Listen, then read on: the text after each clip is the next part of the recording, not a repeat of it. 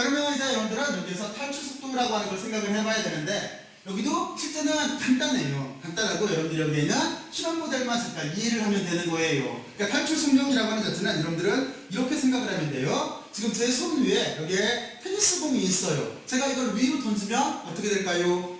어떻게 되냐면 다시 손으로 떨어져요. 뭐 때문에 손으로 떨어질까요? 일단 우리가 지금까지 알고 있는 지식으로는 지구가 당기기 때문에 그래요. 그렇잖아요? 제가 여기에 속도를 가지고 초기 속도를 가지고 던져도 이 물체는 다시 제 손으로 떨어지게 돼 있어요. 근데 여기에 탈출 속도라고 하는 자체는 여러분들이 이렇게 생각을 하면 돼요. 그러면 만약에 여기 있는 테니스 공이 제 손으로 다시 중력에 의해서 끌리지 않고 손으로 떨어지지를 않고 이게 결국에는 지구의 중력권을 이기고 우주 바깥으로 나가려고 한다면 도대체 얼마만한 초기 속도로 던져야 하는가 하는 그 문제인 거예요. 그러니까 여기가 지구를 탈출하려면 초기 속도, 이 초기 속도를 얼마만한 속도로 던져야 될까 하는 그 문제인 거예요. 자, 그러면 여러분들이 탈출 속도라고 하는 개념이 도대체 무슨 뜻인가 하는 게 이해가 갔잖아요. 그러면 여기에 있는 그림을 한번 이렇게 이해를 해보고, 그리고 다시 여러분들은 여기에 있는 논리전개를 통해서 여기 escape velocity라고 하는 탈출 속력 또는 탈출 속도라고 하는 이 개념까지 한번 스스로 이해를 해보세요. 이 밑에는 이 식에서 나온 그냥 다른 행성들의 이렇게 탈출 속도 값인 거예요. 자, 그러면 여러분들 요 식까지 한번 유도들을 지금부터 한번 해봐요. 자, 그러면 여러분들 여기를 잘 이해를 했을 거라고 생각을 하고, 자, 그리고 이제 구조 자체는 이렇게 되는 거예요. 여기에 지구가 이렇게 있어요. 그리고 여기에 있는 이 물체가 테니스 공인 거예요. 테니스 공이 이렇게 있고, 그러면 무슨 뜻이냐면 초기 위치, 물체의 초기 위치 자체는 초기 위치라고 하는 자체는 지구 반지름으로 놓겠다는 소리인 거예요. 먼저 그 뜻인 거예요. 이만큼까지가 지구 반지름이에요. 지구가 워낙 크기 때문에 요 위에 약간 떠 있어도 사실상 거의 상관이 없는 거예요. 또는 여러분들은 문제를 단순하게 생각을 하려면 그냥 지구하고 물체가 접촉되어 있다고 생각을 해도 돼요. 또는 제 손만큼 이만큼 떠 있어도 상관이 없어요. 지구 반지름에 비해서 이 거리 자체는 아무것도 아닌 거니까. 그러니까 초기 속도는 초기 위치는 어떻게 잡을 거냐면 초기 위치는 지표면이라고 잡을 거예요. 그리고 두 번째 가정이 필요해요. 두 번째 가정은 뭐냐면 물체가 아주 먼 거리에서, 그러니까 물체가 먼 거리 무한대까지 가면은 그때 정지한다라고 생각을 할 거예요. 과학에서는 이것처럼 시작과 끝점을 명확하게 해줘야 돼요. 그래야만 논리적으로 논할 수가 있어요. 무한대로 발산이 되면은 논할 수가 없어요. 그래서 이렇게 초기 조건과 나중 조건을 이렇게 설정을 해줘야 돼요. 자, 그러면 이 그림 자체가 어떤 뜻인지 이해가 갔죠? 그러니까 다시 한번 정리를 하면 이거예요. 물체는 우리가 던지려고 하는 우리 테니스 공은 처음 초기 위치가 지구 표면에 있어요. 그러니까 모든 물체는 지구 반지름부터 생각을 하기 때문에 초기 위치는 지구 반지름이 될 거예요. 그리고 이 물체를 제가 초기 속도를 가지고 던졌어요. 던졌을 때 이 물체는 쭉 하고 날아 올라가서 무한대 지점에서 나중 속도는 0인 거예요. 바로 이런 식으로 생각을 하는 거예요. 그렇죠? 바로 이런 식인 거예요. 물론 제가 던졌을 때는 물체는 나중에 떨어지겠죠. 하지만 여러분들이 만약에 제가 슈퍼맨이라고 생각을 해봐요. 슈퍼맨이 던지면은 틀림없이 이 물체는 지구 중력을 뚫고 우주 바깥으로 날아갈 거예요. 바로 그런 식으로 상상을 하면 되는 거예요. 그리고 무한대에 가서 이 물체는 정지를 한다라고 지금 가정을 해놓는 거예요. 자, 그러면 여러분들은 실험 구조를 이렇게 이해를 했고, 자, 여기에서 우리가 탈출 속도를 계산을 하려고 한다면 여러분들은 어떤 법칙을 써야 될까요? 우리가 알고 있는 것 중에서 어떤 법칙을 쓰는 게 가장 효율적일까요?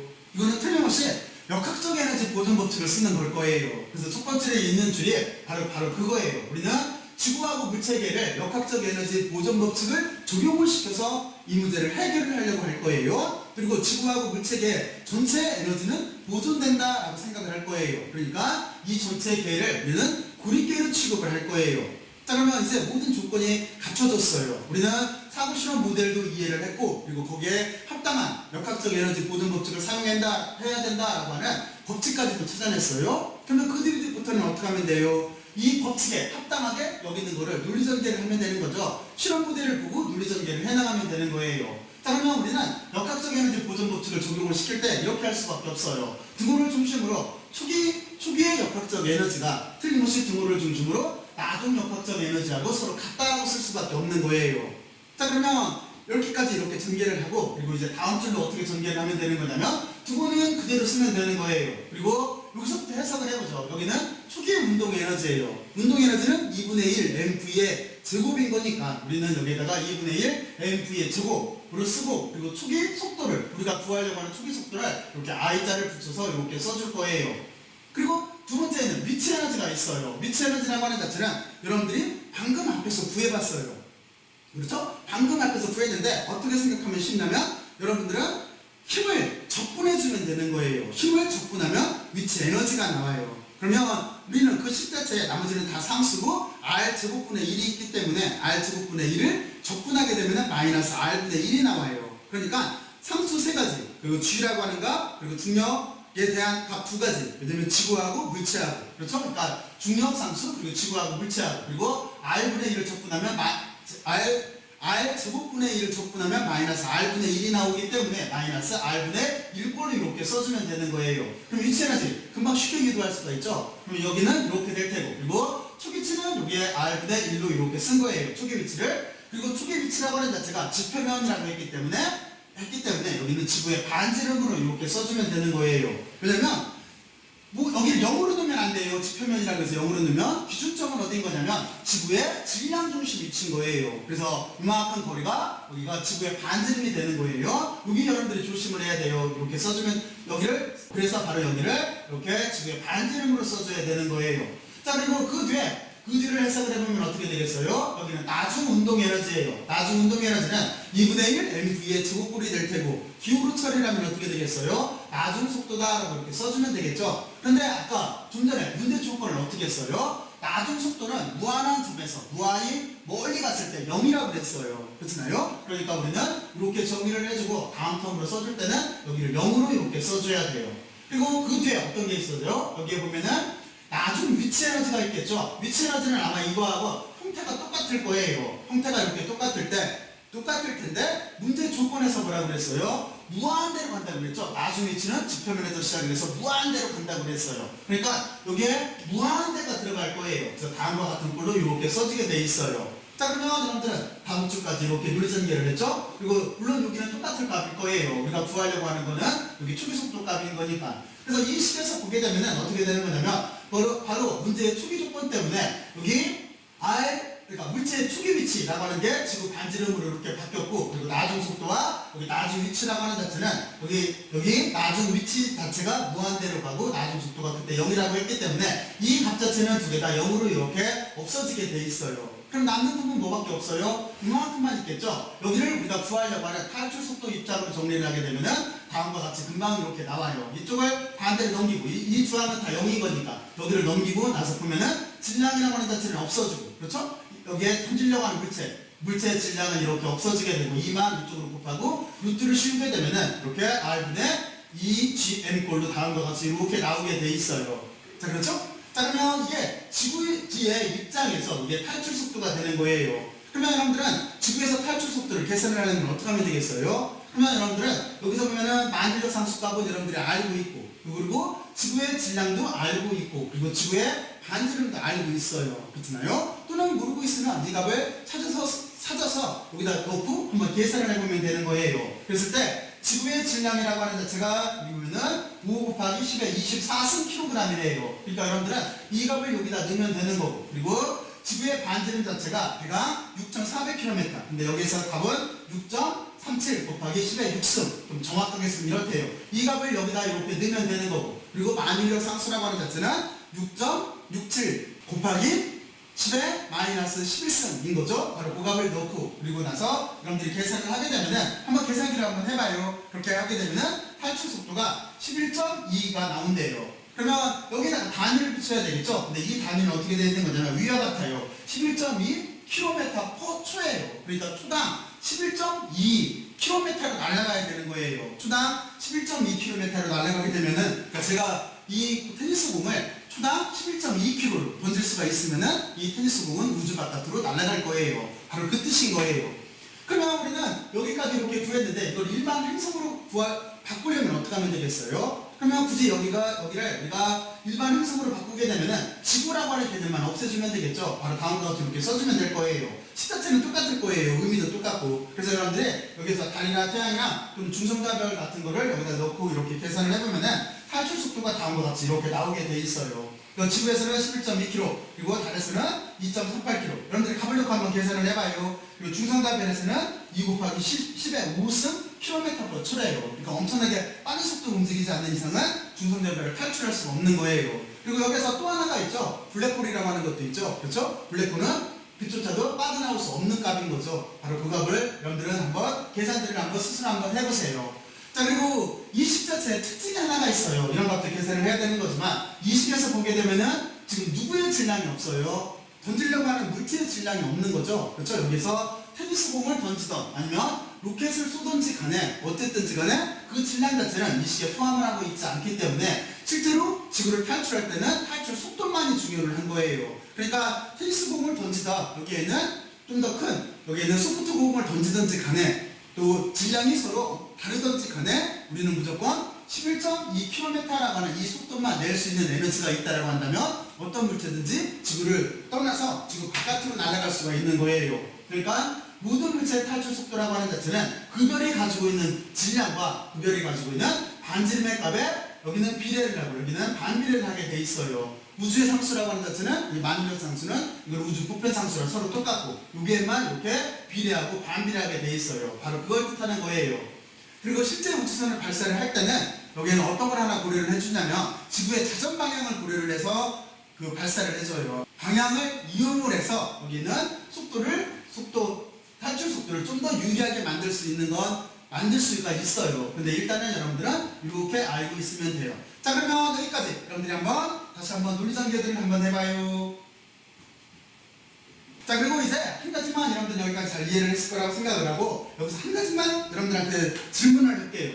정말로 어떤 물체를 던졌을 때 제가 이 테니스 공 자체가 틀림없이 제 손으로 떨어지고 있는데 테니스 공이 제 손으로 떨어지는 거는 지구 자체가 인력에 의해서 이 물체를 당겨서 그럴까요? 우리는 아직까지 이렇게 배웠어요. 그런데 이 문제를 본격적으로 정말로 제대로 해석을 한 사람은 뉴턴이 아니고 아인슈타인이에요. 아인슈타인은 이 문제에 대해서 약 10년 동안 특수상대성 이론을 쓴 뒤에 10년 동안 생각을 해서 이게 일반상대성 이론이라고 하는 걸 만들어내는데 지금 제가 질문한 거 물체는 왜 떨어질까요? 하는 질문에 대한 답은 실제는 뉴턴은 하지를 못했어요. 이 문제를 답한 사람은 아인슈타인이에요. 그리고 그게 아인슈타인의 일반상대성 이론이에요. 그러니까 여러분들이 혹이라도 이쪽에 관심이 있으면은 여러분들은 뉴턴의 만인력 법칙이라고 하는 만인력 법칙 여기에서 지분만 붙여주면 되겠네요. 뉴턴의 만인력 법칙이라고 하는 건 여러분들이 이해를 하고 했을 테니까 그러니까 그걸 확장을 해서 아인슈타인의 일반상대성 이론에서 도대체 물체가 왜 떨어지는가 하는 거를 논하는데도 여러분들이 한번 관심 있으면 찾아보길 바래요. 실제는 물체가 두 물체 사이에 인력에 의해서 물체가 떨어지는 게 아니라 원래는 중력 자체가 질량체 자체가 질량이 중력을 만드는데 그 질량 자체가 시공간을 휘어놨다라고 하는 우리가 좀 들었을 때 조금은 처음에는 생소한 바로 이런 식으로 아인슈타인은 해석을 하고 있어요. 그러니까 물체가 떨어지는 이유는 물체는 직진을 하려고 하는데 이 아무것도 안 보이는 이 공간 자체를 중력이 다시 말해서 질량 자체가 이 시공간을 휘어놓은 거예요. 휘어놨기 때문에 거기로 물체는 직진하면서 떨어질 수밖에 없는 거예요. 그걸 어떻게 생각하면 쉽냐면 여러분들 이렇게 생각을 해봐요. 여러분들은 얇은 고무판으로 된 막을 생각을 해봐요. 생각을 했어요. 얇은 고무판으로 된 막이 있다고 생각을 하고 거기에다가 물체를 올려놔봐요. 만약에 주변에 이렇게 탁구공을 올려놨어요. 그럼 이 탁구공은 그 고무판에 약간 휘고 안쪽으로 들어갈 거예요. 그렇잖아요. 그런데 거기에다가 무거운 여기 쇠구슬을 올려놨어요. 그럼 이 쇠구슬은 틀림없이 고무판 안으로 쭉 하고 들어가게 될 거예요. 머릿속으로 상상할 수 있죠? 이게 만약에 탁구공이 여기에 있는데 여기에 쇠구슬을 옆에다 놓게 되면은 틀림없이 여기는 안쪽으로 확 하고 이 공간 자체를 휠 거예요. 고무막 자체를 휠 거예요. 그러면 이 탁구공은 자기가 약간 휘었던 공간을 튀어 올라와서 안쪽으로 움직여갈 수밖에 없을 거예요. 그렇잖아요? 바로 이게 실제는 떨어지는 현상인 거예요. 또는 만약에 여기에 쇠구슬이 있어요. 근데 옆으로 탁구공이 지나가고 있다고 봐요. 그러면 틀림없이 이 쇠구슬 자체가 주변 공간을 휘어서 안쪽으로 이렇게 휘어놨을 거잖아요. 바로 그랬을 때 탁구공 자체는 그 공간을 이렇게 돌 수밖에 없어요. 탁구공이 지나가다가 여기 쇠구슬이 만들어낸 휘어놓은 공간을 만나게 되면은 여기는 안쪽으로 이렇게 회전할 수밖에 없어요. 여러분들이 머릿속으로 상상을 해봐요. 또는 여러분들이 집에 세면대에서 여기 쇠구슬을 한번 굴려봐요. 그게 휘어놓은 공간하고 비슷해요. 그러면 틀림없이 이 쇠구슬 자체는 휘어놓은 공간 자체를 회전할 수밖에 없을 거예요. 그렇잖아요? 이런 식으로 해석을 한 게 이게 아인슈타인의 일반 상대성 이론인 거예요. 그리고 이게 중력을 더 보편화시킨 거예요. 그러니까 뉴턴은 중력의 초기 개념들을 이해를 했어요. 그리고 그거를 근데 또 한 명의 천재 아인슈타인이 이거를 보편화를 시킨 거예요. 자, 그러면 거기까지 여러분들한테 이렇게 설명을 하고, 자, 이제 다음 장으로 넘어갈게요. 자, 그러면 이제 항상 얘기하지만 가장 중요한 게 나왔네요. 여러분들은 우주에서 가장 우수한 학생들인 거예요. 그러니까 여러분들이 제일 중요한 건 뭐예요? 맞아요. 스스로 한번 해봐야 돼요. 그리고 제가 이렇게 설명을 하면서 이 한계의 가치지를 말고, 지금 일반 물리라고 하는 한계의 가치지를 말고, 여러분들은 여기에 좀 더 최신, 첨단 과학들을 스스로 한번 이렇게 알아봐서 스스로 한번 준비들을 해나가 보세요. 그러면 과학 자체가 훨씬 더 재밌어지고 공학도 훨씬 더 재밌어져요. 그러니까 배우려고 하는 학문 자체 틀의 가치지를 놔요. 지금 여러분들은 고전역학을 배우고 있는 중인 거예요. 이 고전역학을 잘하는 것도 중요하지만 여기에서 더 확대를 해서 첨단 실제 물리학, 실제 현재 물리학도 이해를 하게 되면은 이해를 해보려고 노력하다 보면은 훨씬 더 재밌어질 거예요. 그리고 이런 물리학을 공학에다가 한번 적용을 시켜보세요. 그러면 더 재밌어질 거예요. 그거를 여러분들 스스로 해봐야 돼요. 스스로. 자, 그러면 이제 제 설명은 여기까지 이렇게 마무리를 하고, 자, 이제 정말로 마무리를 할게요. 수고들 많이 했어요. 열심히 들어주셔서 고맙고 수고들 많이 했어요. 수고했어요.